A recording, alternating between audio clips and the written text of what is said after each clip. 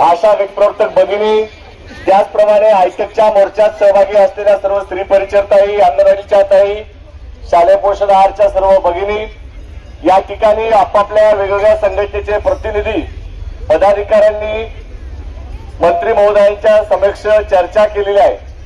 आशा गटप्रवर्तक संघटना आयटकच्या वतीने जे शिष्टमंडळ आयटकचं या ठिकाणी राज्याच्या आरोग्य राज्यमंत्री मेघनाताई बोर्डीकर यांच्यासोबत चर्चा झाली। या शिष्टमंडळामध्ये महाराष्ट्राच्या सरचिटणीस कॉम्रेड मंदा डोंगरे हे त्या ठिकाणी उपस्थित होत्या। गटप्रवर्तक गुली पावरा याही त्या शिष्टमंडळामध्ये होत्या। त्याचप्रमाणे आपल्या संगीताताई हिवाळे, त्याचबरोबर आपल्या ज्योत्स्नाताई राऊत वर्ध्याच्या, आणि त्याचबरोबर अजून कोण होतं, अजून एकूण 5 प्रतिनिधी या शिष्टमंडळामध्ये सहभागी होते। भगिनींनो, या सरकारला आपल्या मागण्यांच्या बाबतीत आपण गेले 15 दिवस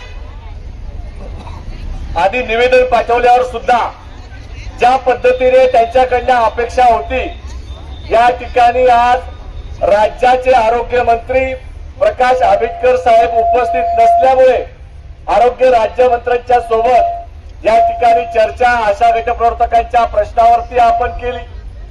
आपण या महाराष्ट्रामध्ये आशांच्या प्रश्नावरती सांगितलेलं आहे की आशा ताईंना तुम्ही जे काही आश्वासित केलं, ऑनलाईन कामाच्या बाबत शब्द दिला, परंतु आम्हाला कोणत्याच प्रकारचा मोबाईल दिलेला नाही। आम्हाला सांगितलं की 100 रुपयाचे 300 रुपये मोबाईलचा भत्ता करू, परंतु त्याची अंमलबजावणी अद्याप केलेली नाही। यामुळे आम्ही ऑनलाईन कामावरचा बहिष्कार टाकलेला आहे आणि हा बहिष्कार जोपर्यंत मोबाईल मिळत नाही तोपर्यंत आम्ही मागे घेणार नाही, हा निर्धार आपण त्या ठिकाणी व्यक्त केलेला आहे। त्याचप्रमाणे आपण ज्या आशाताईंनी 50 रुपयापासून 500 रुपयापर्यंत अनेक वर्ष काम केले, 2016 पर्यंत जवळपास 12 वर्ष 1000-2000 रुपयात काम केलं। अशा आशाताईंचं वय आता 60 वर्ष झाल्यावरती त्यांना घरी पाठवलं जातंय। आपण या संदर्भात ऑक्टोबर महिन्यामध्ये मोर्चा काढला होता मुंबईला। त्यावेळेस आयुक्त साहेब, आयुक्त मॅडम भेटल्या होत्या, सहसंचालक भालेराव साहेब भेटले होते, राज्याचे आरोग्य मंत्री प्रकाश आंबेडकर सुद्धा भेटले होते। त्यावेळेस त्यांना आपण सांगितलं होतं की तुम्ही हा निर्णय त्वरित मागे घेतला पाहिजे, कारण 2016 पर्यंत 12 वर्षापर्यंत या भगिनींनी फक्त 1000-2000 रुपयात काम केलेलं आहे। त्यांच्या करता 65 वर्ष वयाची अट तुम्ही केली पाहिजे, ही आग्रही मागणी आपण तेव्हा केली होती। मात्र त्याच्यावरती अद्यापही निर्णय घेतलेला नाही। आपली आग्रही मागणी आयटकच्या वतीने आहे, कृती समितीने सुद्धा मागणी करून मोर्चा केलेला आहे, परंतु दखल घेतलेली नाही। ती चर्चा आपण केली, त्यांना संधी दिली पाहिजे आणि 65 वर्ष वयमर्यादा केली पाहिजे। त्याचप्रमाणे गेल्या वर्षी सांगण्यात आलं होतं आरोग्यमंत्री सावंत साहेबांनी की आशा गटप्रवर्तकांना अंगणवाडीच्या कर्मचाऱ्याप्रमाणे आम्ही दीपावलीची भेट देऊ। आता आपल्याला सांगितलं की 5000 रुपयाचा प्रस्ताव गेलेला आहे। अरे प्रस्ताव तुम्ही गेल्या 2 वर्षापासून सांगताय, मात्र आशा गटप्रवर्तकांना तुम्ही कोणत्याच प्रकारची दीपावलीची भेट देत नाही। तो निर्णय तुम्ही करावा अशी आग्रही मागणी आपण केलेली आहे। गटप्रवर्तकांच्या बाबतीत आपण सांगितलंय की गटप्रवर्तकांचा कंत्राटीकरणाचा प्रस्ताव हा 2023 पासून तुम्ही बोलतायत, परंतु त्याच्यावरती निर्णय घेत नाही आणि म्हणून या प्रस्तावावरती त्वरित चर्चा झाली पाहिजे आणि निर्णय महाराष्ट्र सरकारने घ्यावी, ही महत्वाची मागणी आपण त्यामध्ये केलेली आहे। त्याचप्रमाणे आपल्याला आरोग्य विभागामध्ये श्री महिला भगिनी मंत्री महोदय आहेत आणि या संपूर्ण आरोग्य विभागामध्ये आशा असतील, गटप्रवर्तक असतील, अंशकालीन स्त्री परिचर असतील, या सर्व भगिनींना कोणत्याच प्रकारे सुट्ट्याचा लाभ मिळत नाही, बाळापणाची रजा मिळत नाही, त्याचप्रमाणे आजारी पडल्यावर सुद्धा त्यांना रजा मिळत नाही। याचा निर्णय तुम्ही घेतला पाहिजे, हा मुद्दा आपण त्या ठिकाणी मांडलेला आहे। त्याचप्रमाणे आपल्या आशा गटप्रवर्तक स्त्री परिचारांना पूर्ण वेळ काम करून घेतात, त्याविषयी उठाने बोलतील, परंतु आपल्या सगळ्यांना माहिती आहे कोणतंही काम आलं की त्या आशांच्या नावावरती खपवलं जातं। आता तर म्हणे गाई म्हशींचा सर्वे पण आशाताईंनी करा, शेतकऱ्याला किती लाभ होतो एक गाय किती दूध देते आणि किती पैसे मिळतात आणि या शेतकऱ्याचा आपण सर्वे उत्पन्नाचा कोणी करायचा? आशाताईंनी करावा. म्हणजे आपलं आरोग्याचं काम बंद करायचं आणि हे सर्व आरोग्याच्या बाहेरचे काम आपल्यावर लादले जात आहेत, हे त्वरित बंद झालं पाहिजे. हा इशाराही आपण त्यांना निवेदनाच्या द्वारे दिलेला आहे. आणि म्हणून हे सर्व मागण्या घेऊन आपण चर्चा केली.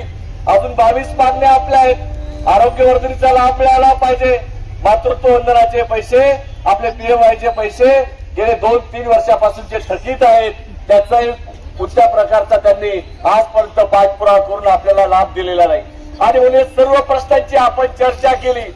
आणि मंत्री महोदय फक्त राज्याच्या आरोग्य मंत्री फक्त मान हलवत होत्या आणि त्या चाललेलं काम पाहत होत्या. भगिनींनो, या पद्धतीने सरकारची भूमिका असेल.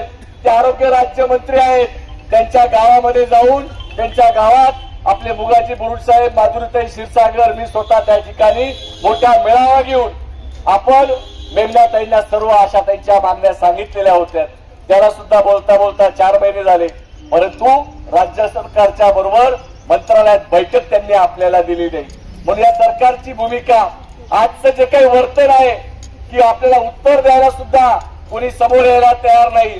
शिष्टमंडळाला म्हणतात 5 नको 2च फक्त मध्ये या. याचा अर्थ काम करणाऱ्या बहिणींकडे यांचं दुर्लक्ष आहे आणि लाडक्या बहिणींच्या नावाने मतं घेऊन सत्तामध्ये बसलेले हे सरकार, याचा मी या ठिकाणी जाहीर निषेध व्यक्त करतो. कारण काम करणाऱ्या बहिणींसाठी यांना वेळ नाही.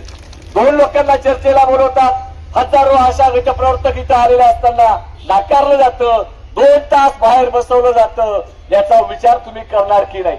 आणि म्हणून काम करणाऱ्या बहिणींना माझं आव्हान आहे की संघटनेच्या नेतृत्वाखाली आपण संघर्ष करतो तेव्हा आपली पगार वाढ झालेली आहे. तुम्ही लाडक्या आहेत म्हणून तुमची पगार वाढ सरकारने केली नाही, हे सुद्धा लक्षात ठेवायला पाहिजे.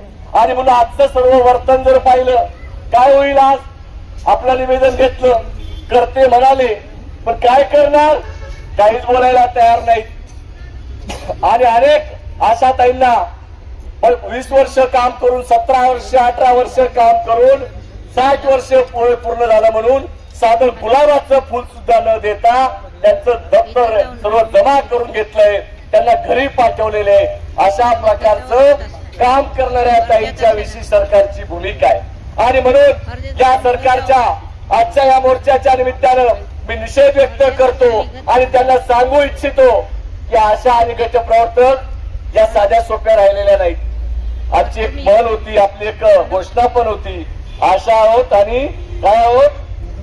मधमाशा आहोत ना. आहेत का मधमाशा शिल्लक इथं? आता का गेल्या घरी सर्व? कोणकोण आशा हातवरती करा बरं. हा, म्हणजे आता मधमाशांचं सुद्धा थोडंसं पोट भरण्यासारखं झालं, मधमाशा कमी झाल्या.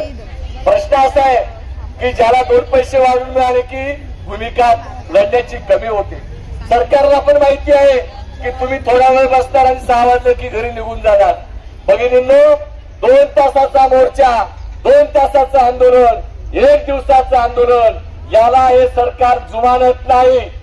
या सरकारला जर आपल्याला आर पार करायचं असेल तर आपल्याला इथं मुक्कामी थांबावंच लागेल, त्याशिवाय आपले प्रश्न सुटणार नाही, हे तुम्हाला मी ठामपणे सांगतो. गोड बोलायचं आणि खोड बोलायचं काम ते करतायत. आता म्हणतात तिजोरीमध्ये पैसे नाहीत. अरे तिजोरीमध्ये पैसे नाहीत, परंतु तुम्हाला लाखो करोडो रुपये इतर खर्च करायला आहेत. नाशिकमध्ये कुंभमेळा होतोय, 25,000 कोटी रुपयाचा खर्च होणार आहे आणि त्या खर्च करायला त्यांच्याकडे पैसे आहेत, परंतु आपल्या भगिनींना 3,000 10,000 रुपयावर काम करणाऱ्या भगिनींना पैसे द्यायला त्यांच्या तिजोरीत पैसे नाहीत. आणि म्हणून या सरकारच्या विरोधात आपल्याला तीव्र संघर्ष करावा लागेल. बोलता बोलता 1 वर्ष झालं. सरकार अगोदर नवीन होतं, आम्ही 4दा भेटलो, तेव्हा मला आम्हाला अभ्यास करू द्या. आता यांचा अभ्यास बऱ्यापैकी पक्का झाला असं मला वाटतं. पण अभ्यास पक्का झाल्यावरती यांना मस्ती आहे, आम्हाला बहुमत मिळालेलं आहे, तुम्ही काही करू शकत नाही, 4 वर्ष काही आता निवडणुका नाहीत, अशी सुद्धा यांच्यामध्ये गुर्मी आलेली आहे. आणि ही गुर्मी जर आपल्याला उतरवायची असेल तर आपली संघटना बळकट करावी लागेल. लाल बावट्या हातामध्ये घेऊन पुन्हा या मंत्र्यांना गावागावात जा विचारावं लागेल, त्याशिवाय आपले प्रश्न मिटणार नाही. हा निर्धार आपण सगळ्यांनी केला पाहिजे, करावा लागेल सगळ्यांना. नुसता आशाताईंचा विषय बोलत नाही, आपल्याला पोषण आहारचा सुद्धा निर्णय काय होतो आपल्याला समजेल. परंतु अंगणवाडीच्या ताई आहेत, त्यांचे शिष्टमंडळ भेटलेलं आहे. सगळ्यांच्या विषयी ज्या पद्धतीच्या भावना या सरकारच्या आहेत, त्यांना असं वाटतं की 2 पैसे आम्ही वाढवून दिलेत, उपकार केलेत, अशी भावना त्यांच्या मनामध्ये. आणि त्यांना आता सोपं झालंय, निवडणुकीच्या काळामध्ये सरकारच्या तिजोरीतला पैसा घ्यायचा, योजनांच्या नावावर खात्यावर टाकायचा, मतं घ्यायचे, सत्तेवर बसायचं, 5 वर्ष जे नाही ते करायचं आणि शेवटच्या वर्षी फक्त घोषणा करायच्या. अशा प्रकारे सरकारची नीती आहे. या नीतीच्या विरोधात आजचा मोर्चा आपला नुसता पैसे मागण्यासाठी नव्हता, तर काही आपल्या मागण्या अनेक वर्षापासूनच्या आहेत, त्याच्यासाठीचा मोर्चा आहे. तरी सुद्धा आपल्याला सहानुभूती त्यांच्याकडनं विचारपूस योग्य पद्धतीने झालेली नाही. आणि म्हणून येणाऱ्या काळातला संघर्ष आपल्याला तीव्र करावा लागेल. येणाऱ्या काळामध्ये पुन्हा एकदा आपल्याला बजेटच्या सत्रामध्ये त्याच्या आधी संघटना निर्णय करेल, त्याप्रमाणे आपण जाऊ आणि जे काही पाठपुरावा असेल तो करण्याचं काम करू. परंतु अशा गटप्रवर्तक संघटनेचं या मोर्चाच्या निमित्तानं राज्यमंत्र्यांना भेटून आमचं समाधान झालेलं नाही, असं आयटक नेतृत्वाला या निमित्ताने सांगतो. आयटक नेतृत्व जो काही निर्णय घेईल आजच्या मोर्चा संदर्भात, मुक्कामी थांबण्यासंदर्भात, त्या निर्णयाच्या सोबत अशा गटप्रवर्तक संघटना याच ठिकाणी राहील, अशा प्रकारची भूमिका मांडतो आणि माझे 2 शब्द संपवतो. धन्यवाद.